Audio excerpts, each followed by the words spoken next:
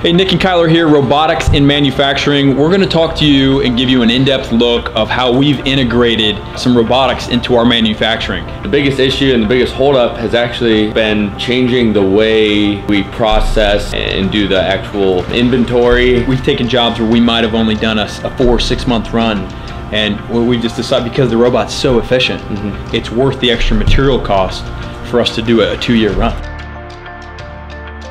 To be able to justify running a job on a robot, if you're only going to run 30 parts on it, you might as well just have a human do it. So, increasing that inventory has definitely been something that we've done to keep parts in front of the robot so we can keep running.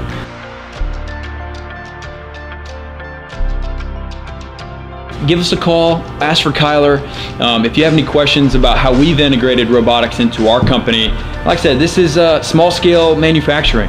We're not doing tens of thousands of parts. We're running thousands at a time, lower quantities, and a lot of turnover. So we'll go into more detail. We'll share our experiences. Our goal is to have a robot at every single work cell, working in some capacity. So we'll show you what we're doing. This is step 1. We'll move into phase 2, and we'll keep documenting and keep you guys along for the ride. So again, call us 800-837-2503 if you have any questions, and we'll talk soon. Thanks.